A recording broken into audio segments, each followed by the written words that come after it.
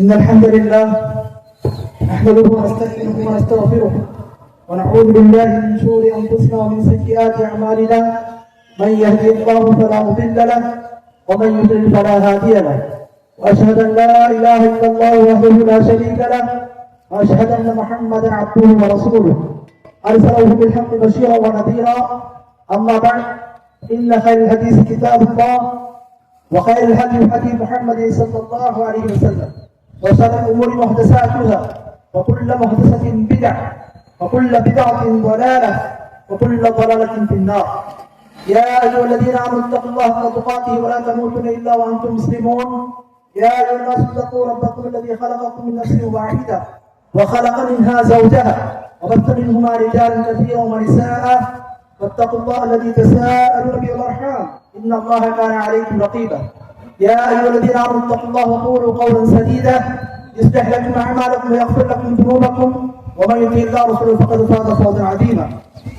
وقال الله تعالى في كلامه المجيد: وإذ ابتلى إبراهيم ربه بكلمات فأتمهن قال إني جاعلك للناس إماما.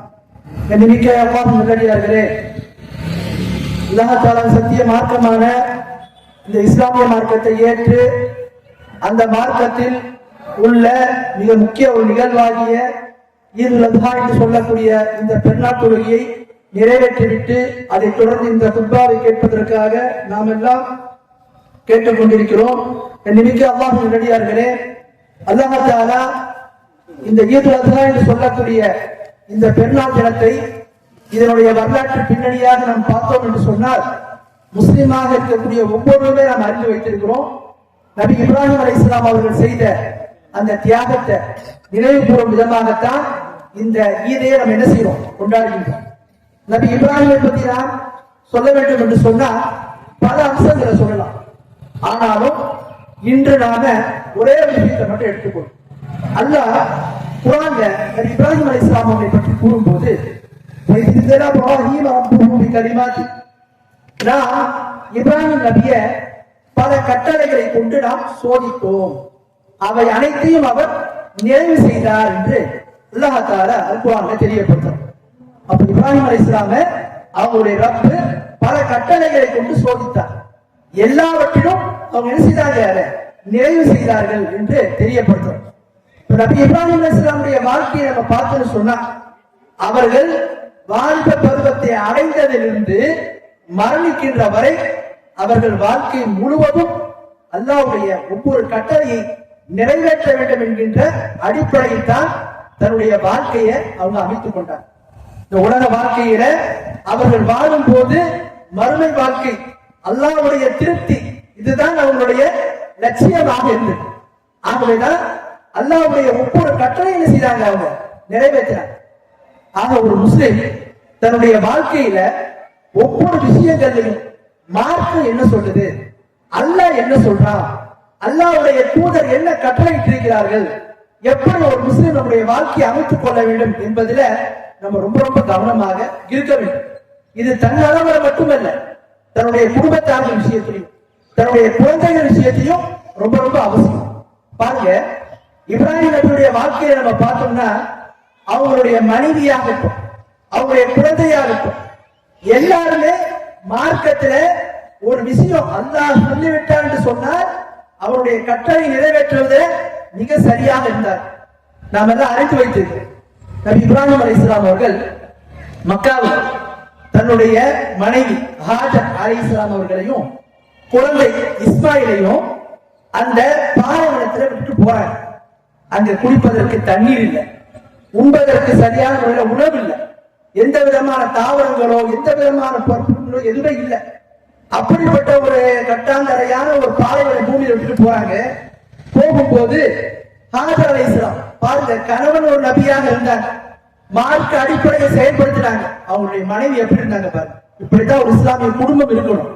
அவங்கள்ட்ட கேட்கிறாங்க, பல சந்தர்ப்பங்களை கேட்கிறாங்க, இப்படி விட்டு போறீங்களே அப்படின்னு சொல்லி. கடைசியா ஒரு வார்த்தை கேட்கிறாங்க, அல்லாஹ் அமரக பிஹாதா, இப்படி இந்த இடத்துல விட்டு போக வேண்டும் என்று அல்லாஹ் தான் உங்களுக்கு கட்டளையிட்டானா என்று ஹாஜர் அலைஹிஸ்ஸலாம் அவர்கள் இப்ராஹிம் நபி கிட்ட கேட்கிறாங்க, கணவன் கிட்ட கேட்கிறாங்க. அதற்கு காரணா இப்ராஹிம் நபி சொன்னாங்க, ஆமா அல்லாஹ் தான் இப்படி விட்டுட்டு போக சொன்னா. சொல்றாங்க பாருங்க, கால இதன் லா யுதயுனா, அப்படி என்று சொன்னால் அல்லாஹ் எங்களை விட்டு விட மாட்டான், அல்லாஹ் எங்களை கைவிட்டு விட மாட்டான். இப்படிப்பட்ட ஒரு இடத்துல நீங்க விட்டுட்டு போறீங்க, ஆள் இல்ல யாரும் கிடையாது, இப்படிப்பட்ட ஒரு இடம், அந்த இடத்துல நீங்க விட்டுட்டு போறீங்க. இது அல்லாஹ்வுடைய கட்டளை என்று சொன்னால் நான் அல்லாஹ் மேல நம்பிக்கை வைக்கிறேன், எங்கள் அல்லாஹ் ஒருபோதும் என்ன செய்ய மாட்டான், கைவிட மாட்டான் என்று சொல்லி சொன்னார். ஆக ஒரு முஸ்லிம் இஸ்லாமிய மார்க்கத்தை பின்பற்றுவதில் தன்னளவுல மட்டும் இல்லாம தன்னுடைய மனைவி விஷயத்துல மிக கவனமாக இருக்கும். அதனாலதான் ரசூலுல்லாஹ் சொன்னாங்க, துன்கவுமா அக்குல் அர்பை, 4 காரணங்களுக்காக வேண்டி ஒரு பெண் திருமணம் முடிக்கப்படுகிறார். ஒரு பெண், பெண்ணா இருக்கட்டும் ஆணா இருக்கட்டும், திருமணம் முடிப்பதற்கு நாம ஒருத்தவங்களை தேர்ந்தெடுக்கிறோம்னா அதுக்கு என்ன 4 காரணம் ரசூலுல்லாஹ் சொல்றாங்க. எதுக்காக திருமணம் முடிப்போம்? லிமாலிஹா, அவளுடைய செல்வத்துக்காக வேண்டி, வலிஹசபிஹா, அவளுடைய அந்த குடும்ப பாரம்பரியத்திற்காக வேண்டி, வஜமாலிஹா, அவளுடைய அழகுக்காக வேண்டி, வலிதீனிஹா, அவருடைய மார்க்கப்பற்றுக்காக வேண்டி. ரசூலுல்லாஹ் சொல்றாங்க 4 காரணங்கள் இருந்தாலும் மார்க்கப்பற்றுள்ளவரை நீ தேர்ந்தெடுத்து திருமணம் செய்து கொள். இது வெறும் ஆண்களுக்கு சொல்லப்பட்ட கட்டளை மட்டும் இல்ல, பெண்களுக்கு இதுதான் சட்டம். பெண்களுக்கு யார் திருமணம் முடித்து வைக்கின்றார்களோ வழியாக இருந்து அவங்க எதை பார்க்கணும், திருமணம் செய்யக்கூடிய ஆண்களத்துல மார்க்கம் இருக்குதான்னு பார்க்கணும். ஆக ஒரு மனிதனிடத்துல மார்க்கத்தை முன்னிலைப்படுத்தினாதான் அந்த மனிதன்கிட்டையும் மார்க்கம் வெளிப்படும், அவனுடைய மனைவி கிட்டையும் மார்க்கம் இருக்கும். ஆக இஸ்லாமிய மார்க்கத்துல இது மிக மிக அவசியமான அம்சம். நம்ம அநேகர் இதெல்லாம் பார்க்கறதே கிடையாது. நாம நம்ம அளவுல மார்க்கத்தை பேரிட்டு போவோம். குடும்பம், மனைவி, மக்கள் எப்படி இருந்தாலும் பரவாயில்ல நினைக்க கூடாது. ஒரு மனிதனை பொறுத்த வரைக்கும் இந்த மார்க்கத்தில அவனும் மார்க்கத்தை பின்பற்றக்கூடியவனா இருக்கணும், அவனுடைய மனைவி, குழந்தைகள் அனைவரையும் மார்க்கத்தை பின்பற்றக்கூடியவளாக மாற்றும். இப்படியாக ஒவ்வொரு குடும்பமும் இஸ்லாமிய சூழல்ல வந்தாதான், இஸ்லாம் சொல்லக்கூடிய அடிப்படை அல்லாஹ்வுடைய கட்டளையை பின்பற்றி நடந்தாதான் அது ஒரு சரியான நிம்மதியான இம்மைக்கும் மறுமைக்கும் வெற்றி பெறக்கூடிய ஒரு குடும்பமாக இருக்கும். அப்படித்தான் நபி இப்ராஹிம் அலைஹிஸ்ஸலாமுடைய குடும்பம் இருந்தது. பாருங்க, மனைவி எப்படி இருந்தாங்க, மகனை குறித்து பார்க்கிறோம். அல்லாஹ் குர்ஆன்ல சூரத்து ஸாஃபாத் 37வது அத்தியாயத்தில 102வது வசனத்துல அல்லாஹ் தஆலா சொல்றார், ரப்பி ஹப்லி மினஸ் ஸாலிஹீன், ரப்பே எனக்கு ஒரு நல்ல மகனை தான் பிரார்த்திக்கிறாங்க. எப்போ? வயோதிக நிலை வரைக்கும் பிரார்த்திக்கிறாங்க. அல்லாஹ் பாருங்க, அப்புறம் தாமதமா அவங்களுக்கு குழந்தையை கொடுக்கிறான். பிறகு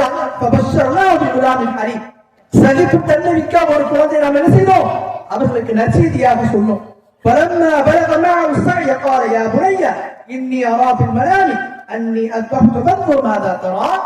இப்ராஹிம் நபி தன் மகன்கிட்ட கேட்கிறாங்க. எப்போ? அந்த மகன் உழைக்கக்கூடிய பருவம், என்ன அர்த்தம், சின்ன குழந்தை இல்ல, அந்த வாலிப பருவத்துல கேட்கிறாங்க. என்ன கேட்கிறாங்க? மகனே, உன்னை நான் கனவில் அறுப்பதை போன்று நான் கனவு கண்டேன். நபிமாருடைய கனவை பொறுத்த வரைக்கும் அது வஹியினுடைய பகுதியில ஒரு பகுதி. நபிமாருடைய கனவை பொறுத்த வரைக்கும் வஹியின் பகுதியில ஒரு பகுதி. அல்லாஹ் சில நேரத்தில் நபிமார்களுக்கு இறைச்சியை கொடுப்பான், மலக்குமார்கள் அனுப்புவான். சில நேரத்தில் அவங்களுடைய உள்ளத்துல எண்ணத்தை போடுவான். சில நேரத்தில் என்ன செய்வான், அல்லாஹ் தஆலா கனவுல சில விஷயங்களை அறிவித்து கொடுப்பான். நபிமாருடைய கனவு வஹி. எனவே இப்படி நான் கனவிலே கண்டேன் உன்னை அறுப்பது போல், இது குறித்து உன்னுடைய நிலை என்ன என்று கேட்கிறாங்க. பாருங்க, அந்த குழந்தை, அந்த வாலிபர் பருவத்தில் இருக்கக்கூடிய அந்த குழந்தை இப்ராஹிம் நபியுடைய மகன் சொல்றாங்க. என்ன சொல்றாங்கன்னா,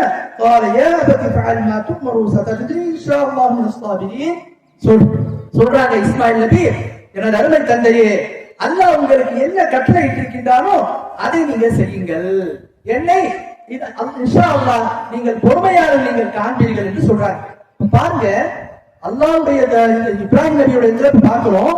அவருடைய குழந்தை அந்த நிலையில கூட அறுக்க போறோம், தன்னுடைய உயிர் போக போகிறது என்று தெரிந்திருந்தும் கூட அல்லாஹ்வுடைய கட்டளை நிறைவேற்றுவதற்கு நீங்க தயாராகுங்க, நான் பொறுமையாக இருப்பேன் என்று சொல்றாங்க. ஆக ஒரு மார்க்கத்தை நம்ம பார்த்தோம்னு சொன்னா மனைவி மட்டுமல்ல, தன் வீட்டு குழந்தைகள் விஷயத்திலையும் மார்க்கத்தை பின்பற்றுவதற்கு ரொம்ப ரொம்ப கவனமாக இருக்கும். அதனாலதான் அல்லாஹ் குர்ஆன்ல தெரியப்படுத்துறான் நமக்கு, யா அய்யுஹல்லதீன ஆமனூ கூ அன்ஃபுஸக்கும் வ அஹ்லீக்கும் நாரா வகூதுஹா அன்-நாஸ் வல் ஹிஜாரா, ஈமான் கொண்ட மக்களே, நீங்கள் உங்களையும் உங்களுடைய குடும்பத்தார்களையும் நீங்க என்ன செய்யுங்க, பாதுகாத்துக் கொள்ளுங்க. எதை விட்டு? நரக நெருப்பை விட்டு. நரக நெருப்பை விட்டு உங்களையும் உங்க குடும்பத்தாரையும் காப்பாற்றுங்க. ஒவ்வொரு மனிதனுக்கு இந்த பொறுப்பு இருக்குது. தன் அளவுல மட்டும் மார்க்கத்தை பின்பற்றி போன போதாது, தன் மனைவி விஷயத்திலையும் தன்னுடைய குழந்தைகள் விஷயத்திலையும் ஒரு மனிதன் கவனமாக இருக்க வேண்டும். நாம் என்ன நினைக்கிறோம், நம்ம அளவுல தொழுதுமா, நம்ம அளவுல மார்க்கத்தை பேரமா நினைக்கிறோம். அப்படி இல்ல. இந்த மார்க்கத்தை நாமளும் பின்பற்ற வேண்டும், நம்முடைய குடும்பத்தார்கள் பின்பற்ற வேண்டும். இப்படி ஒரு குடும்பமே இஸ்லாத்தை பின்பற்றி நடந்தாட்டா அங்க நிம்மதியான ஒரு வாழ்க்கையை ஒரு மனிதன் வாழ முடியும். இம்மையிலேயே அவன் நிம்மதி அடைவான், சந்தோஷமான வாழ்க்கையை பெறுவான், மறுமையிலும் அவன் வெற்றி அடைவான் அப்படின்றத பார்க்கிறோம். ஆகவே தான் அல்லாஹ் தஆலா குர்ஆன்ல தெரியப்படுத்துறான், வஅமுர் அஹ்லக பிஸ்ஸலாத்தி வஸ்தபிர் அலைஹா, நீங்கள் தொழுகையினுடைய குடும்பத்தார்களுக்கு ஏவுங்கள், அதில் உறுதியாக இருங்கள் என்று அல்லாஹ் தஆலா சொல்றான். ஆக நிமிக்க அல்லாஹ்வுடையவர்களே, இஸ்லாமிய மார்க்கத்திலே ஒவ்வொரு மனிதனும் தன்னுடைய குடும்ப விஷயத்தில் அக்கறை எடுப்பது ரொம்ப ரொம்ப முக்கியம். அதனாலதான் ரசூலுல்லாஹ் சொல்றாங்க, குல்லுக்கும் ராயி வ குல்லுக்கும் மஸ்ஊலுன் ராயிதி, உங்கள ஒவ்வொருவரும் பொறுப்பாளி ஆவார், அவருக்கு கொடுக்கப்பட்ட பொறுப்பை பற்றி அவர் மறுமையில் விசாரிக்கப்படுவார் என்று அல்லாஹ் தஆலா சொல்றான். ஆக நிமிக்க அல்லாஹ்வுடைய சொன்னாங்க இதை. ஆக நிமிக்க அல்லாஹ்வுடைய இந்த விஷயத்துல நாம் ரொம்ப ரொம்ப கவனமா இருக்கணும். அடுத்து பாருங்க, நபி இப்ராஹிம் நபியுடைய வாழ்க்கையில நம்ம இன்னொரு விஷயத்தை எடுக்கணும். என்ன, பொதுவாக நம்ம என்ன பண்ணுவோம், நம்முடைய குழந்தைகள் ஒரு வாலிப பருவத்தை அடையக்கூடிய நிலைக்கு வந்துட்டு சொன்ன அதுக்கப்புறம் நம்ம அவங்க பெருசா கண்டுக்கிட மாட்டோம், அவங்க எப்படியா போயிட்டு போறாங்க விட்டுருவோம், ஏன்னா நம்ம கடை முடிச்சிச்சு அப்படின்ற மாதிரி. இன்னும் சில பேர் இல்ல, குழந்தைகளுக்கு திருமணம் ஆயிடுச்சு சொன்னா அதுக்கப்புறம் அவங்க எதுவும் சொல்லிக்க மாட்டாங்க, அவங்களுக்கு வாழ்க்கை அமைச்சிட்டு அதுக்கப்புறம் அவங்க பார்த்துப்பாங்க, நல்லது கட்டணும் நம்ம சொல்ல வேண்டிய நிலைமை நம்ம இல்லைன்ற மாதிரி என்ன செஞ்சிருவோம், நம்ம ஒதுங்கி போயிடுவோம். ஆனா பாருங்க, இப்ராஹிம் வாழ்க்கையில அவங்க அப்படி இல்லை. புகாரி வரக்கூடிய ஒரு ஹதீஸ், 3366 நம்பர் ஹதீஸ். இப்ராஹிம் நபி அவனுடைய மனைவி விட்டு போனதுக்கு அப்புறம் சில ஆண்டுகளுக்கு அப்புறம் திரும்பி வர்றாங்க. வரும்போது ஹாஜர் அலைஹிஸ்ஸலாம் மரணிச்சிடுறாங்க. இஸ்மாயில் நபி அவர் என்ன திருமணம் முடித்து இஸ்மாயில் நபி அங்க மக்காவில் வாழ்ந்து கொண்டிருக்கிறாங்க. இப்ராஹிம் நபி வர்றாங்க. வரும்போது வீட்டுக்கு வந்து பாக்குறாங்க, இஸ்மாயில் நபி வீட்டுல இல்ல, அவங்க மனைவி இருக்கிறாங்க.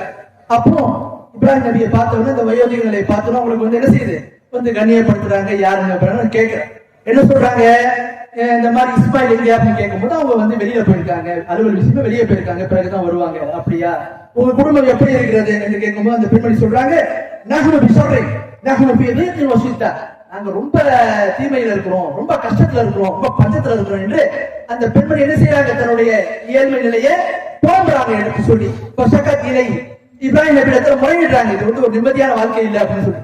அப்போ இப்ராஹிம் நபி அந்த பெண்ணிடத்துல சொல்றாங்க, உங்க கணவர் வந்தாரு, நீங்க சொல்லுங்க, என்ன சொல்லுங்க, பாபி, அதாவது இஸ்மாயில் நபி தன்னுடைய வீட்டின் வாசல் நிலக்கதவை என்ன செஞ்சோம் மாற்றி விடட்டும் என்று சொல்லுங்கள் என்று சொல்லிட்டு போயிடுறாங்க.